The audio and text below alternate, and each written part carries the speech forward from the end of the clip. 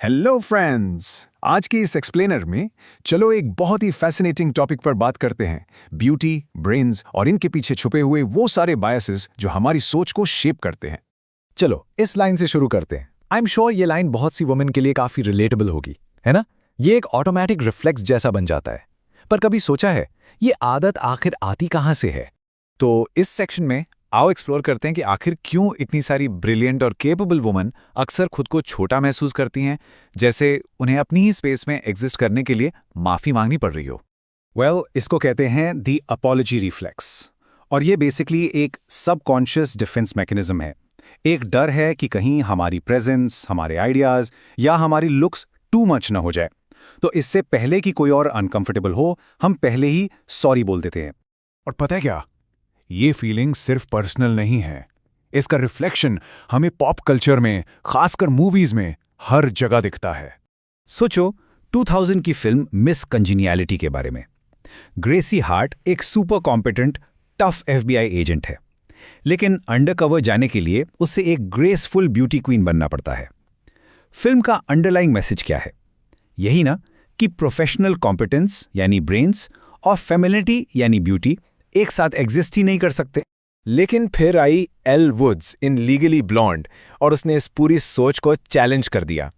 उसने डम blonde stereotype की धज्जियां उड़ाते हुए प्रूव किया कि फेमिनिटी और इंटेलिजेंस ये बिल्कुल भी म्यूचुअली एक्सक्लूसिव नहीं है। आप फैशनेबल भी हो सकते हो और हार्वर्ड लॉ से ग्रेजुएट भी कर सकते हो। ओके, तो मूवीज और स्टीरियोटाइप से आगे बढ़ते हैं।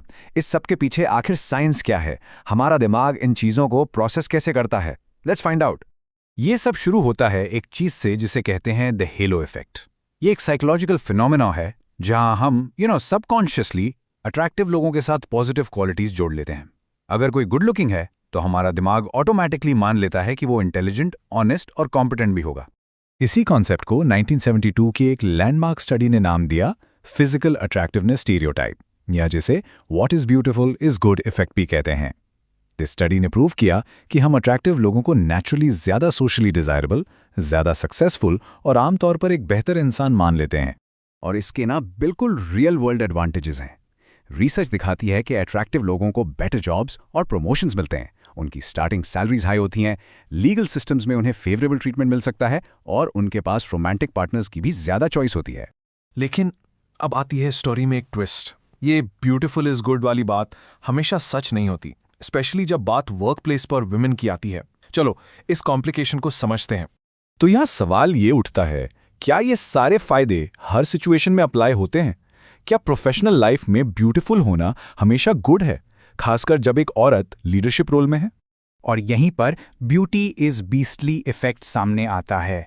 रिसर्च ये बताती है कि जब women traditionally male dominated professions, सोचो इंजीनियरिंग या फाइनेंस में एंटर करती है, तो उनकी अट्रैक्टिवनेस एक एडवांटेज के बजाय एक लायबिलिटी बन सकती है।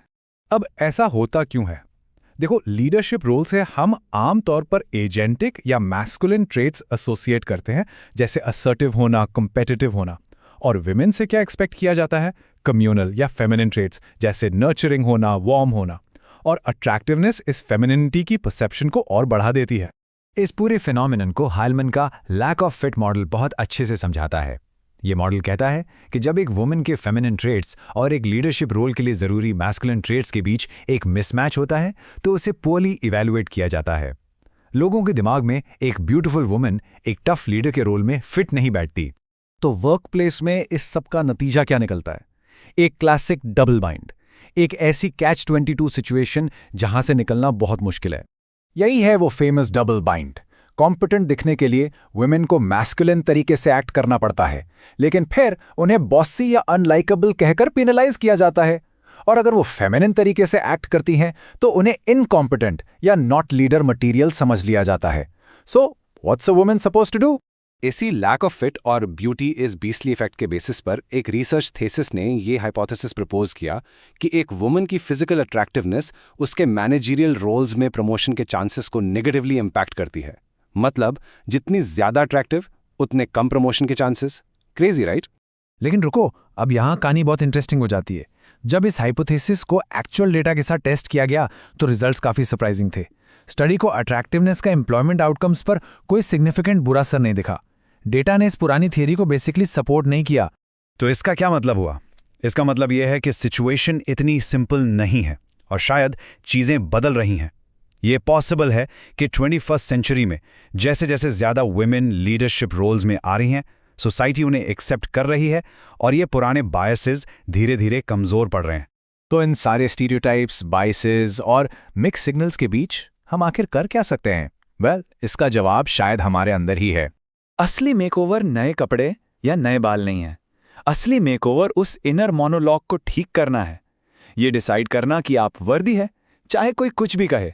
ये समझना कि लिपस्टिक एक खुशी है, कोई बचाव नहीं। और ये एक्सेप्ट करना कि आपकी बॉडी एक प्रॉब्लम नहीं, आपका घर है। और फाइनली इस एटीट्यूड को एम्ब्रेस करना है। अपनी आवाज़, अपने आइडियाज़ या अपनी प्रेजेंस को दूसरों के कंफर्ट के लिए छोटा नहीं करना है।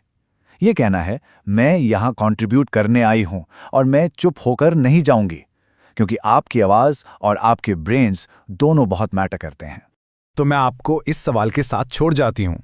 अपने आसपास देखिए, अपने ऑफिस में, अपने सोशल सर्कल में, मीडिया में, और सोचिए आप ब्यूटी और इंटेलिजेंस से जुड़े कौन से अनकॉन्शियस बायसेस हर रोज देखते हैं।